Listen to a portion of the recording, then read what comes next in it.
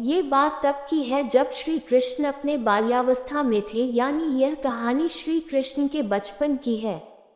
उस समय ब्रह्मा जी को पता चला कि भगवान विष्णु स्वयं श्री कृष्ण के रूप में पृथ्वी पर अवतरित हुए हैं, तो उनके मन में श्री कृष्ण के दर्शन करने का विचार आया। वह ब्रह्मलोक से पृथ्वी पर आए और देखा कि अपने सिर पर मोर मुकुट को धारण किए एक बालक गायों और ग्वालों के साथ मिट्टी में खेल रहा है। ये दृश्य देखकर ब्रह्मा जी को विश्वास नहीं हुआ कि यह बालक विष्णु जी का अवतार है, लेकिन बच्चे के चेहरे पर अतुल्य तेज था।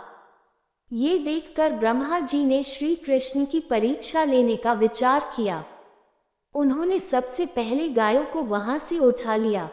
फिर जब श्री कृष्ण गायों को देखने के लिए गए, तो उन्होंने वहां खेल रहे ग्वालों को भी उठा लिया और अपने साथ ब्रह्मलोक ले गए।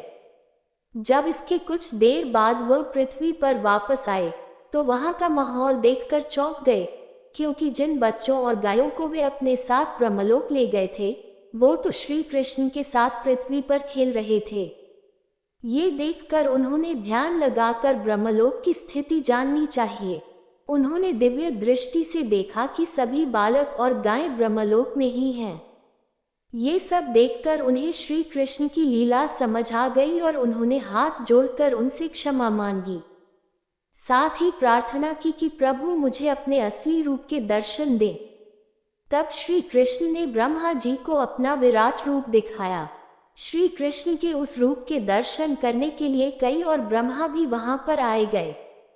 उन ब्रह्मा में कुछ 3 सिर के, कुछ 4 सिर के, तो कुछ 100 सिर के थे।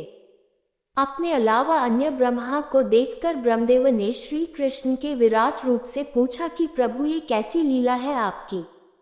इस पर उन्होंने कहा कि हे ब्रह्मदेव, इस जगत में केवल आप ही एक ब्रह्मा नहीं हैं। जगत में कई सारे ब्रह्मांड हैं, जहाँ पर कई सारे ब्रह्मदेव मौजूद हैं और प्रत्येक का अपना अपना कार्य है।